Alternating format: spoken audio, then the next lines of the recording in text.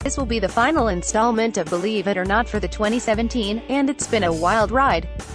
And it's not getting any less wild down the stretch. It continues to look like there are a pair of stars being born in San Francisco, but the return of Aaron Rodgers didn't help Jordy Nelson at all. In that same game, Christian McCaffrey finally saw a heavy workload again, but can we count on it? Well, cover those things and more in this week's Believe It or Not, with a look towards 2018, Jordy Nelson is officially done as an elite WR, no matter who the QBISWE gave Jordy Nelson a pass for the last month plus of subpar performance because Brett Hundley was the quarterback. We said he had a special connection with Aaron Rodgers, and once they were reunited Nelson would be fantasy relevant again. We thought at the very least Rodgers would throw Nelson open in the red zone. We were wrong. Nelson caught 3 passes for 28 yards in the Packers' loss to Carolina and now has 8 straight games with fewer than 40 yards receiving. There's no reason to expect anything more from Nelson this season, and at his age you can probably rule out a big bounce back in 2018. Jordy Nelson is done as an elite WR, no matter who the QB is. Heath Cummings at Heath Cummings SR December 18, 2017 verdict. Believe it, I had concerns about Nelson even at the start of the year. Yes, he was catching touchdowns, but that was just about all he was doing. Assuming the team brings Davante Adams back, Nelson will be at best the no.2 option for Aaron Rodgers. He'll also be 33 years old before the start of next year. Nelson looks like a touchdown-dependent number 3 receiver who just doesn't get open like he used to. His name will probably get him drafted higher than that next season, and that's a mistake. Marquise Goodwin will be a fantasy starter in 2018. Marquise Goodwin caught 10 passes for 114 yards on Sunday. It was his 6th consecutive game with at least 68 yards. Even better, he's topped 99 yards in all 3 of Jimmy Garoppolo's starts. Garoppolo has peppered Goodwin with 33 targets over those 3 games, and Goodwin has caught 24 of them. It's a near-perfect pair. Goodwin, always a speedster, has really shown growth this year in the development of his route tree. While he still possesses the speed to get behind the defense at any time, he's now capable of taking advantage of the underneath routes that corners are forced to allow him. With a good quarterback and a feature role, you should bet on him being a top 25 receiver in 2018. Believe It or Not takes the long view this week. Let's go. Marquise Goodwin will be a starting WR for fantasy in 2018. Heath Cummings at Heath Cummings SR December 18, 2017 verdict. Don't believe it, not yet anyway. My expectation is that Pierre Garçon will be the 49ers' no.1 receiver in 2018, and it's absolutely possible they add another piece. Well, this looks like it could be a much better offense next season. I'm not sure I buy that it will be one to sustain multiple starting receivers in fantasy. For now I would view Goodwin as a no.3 receiver moving forward, but he'll be reading the tea leaves in the offseason, and there's a chance he gets a more respect than that. Of course, any concern about the number of receivers in San Francisco could be irrelevant if you believe Jimmy Garoppolo is a top 12 heading into next year. Garoppolo's 3rd start in San Francisco was much like his first 2, a lot of yards, 1 or fewer touchdowns, and a win. For what it's worth, I'm much more encouraged by the yards than I am discouraged by the touchdowns.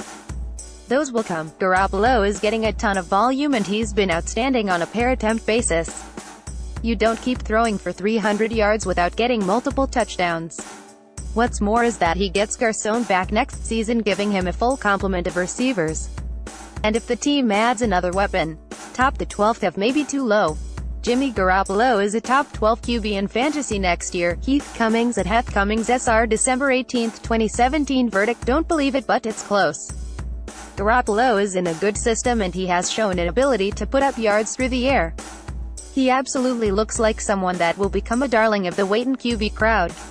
And he deserves to be. He should be a solid no.2 QB next season, and maybe even higher. But for me to rank him in my top 12, I'm going to have to see the 49ers add another big-time receiver. I still expect this to be a very good division in 2018, and Garoppolo is going to have a big challenge in front of him. I hope he's up to it, but I'm not ready to bet on it yet. We should expect a feature role for Christian McCaffrey moving forward. He whiffed on a few things this week, but none bigger than Christian McCaffrey. If I told you to sit him, I'm sorry.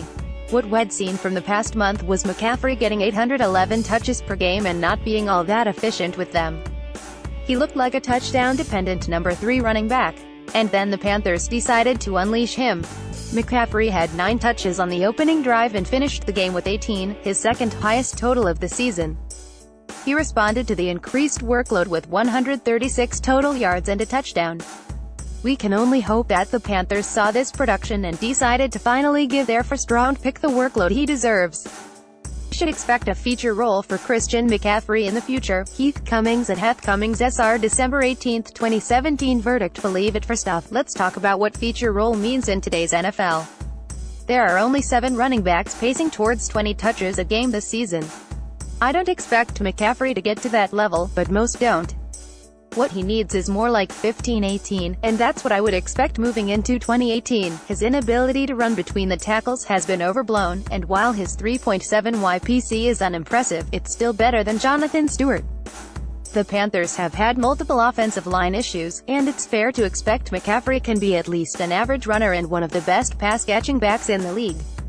Devin Funchess is not a top 24 WR if Greg Olsen is right. The other major development in Carolina was the re-emergence of Greg Olsen. I was wondering if we were going to see Olsen look fully healthy in 2017. He did on Sunday. Olsen caught 9 passes for 116 yards and a touchdown. He looked as spry as a 32-year-old tight end can. He was once again Cam Newton's security blanket, and that's terrible news for Devin Funchess. If Olsen is back and fully healthy heading into 2018, you can't expect more than flex production from Devin Funchess. Devin Funchess is not a top 24 WR if Greg Olsen is fully healthy. Heath Cummings at Heath Cummings SR December 18, 2017 Verdict: believe it. When he's been healthy, Olsen has generally been Newton's no. One option. That alone wouldn't be awful for Funchess, but when you add in McCaffrey it becomes a recipe for disaster. You're talking about one of the most run-heavy teams in the league that will likely give at least 40% of its targets to a tight end and a running back. We've seen Devin Funchess emerge without Kelvin, Benjamin and Olsen largely because of big volume in the passing game. He has 6 games this season with at least 8 targets and 10 games with 7 or more. In Week 15 he saw 4. That could be some unfortunate foreshadowing for his 2018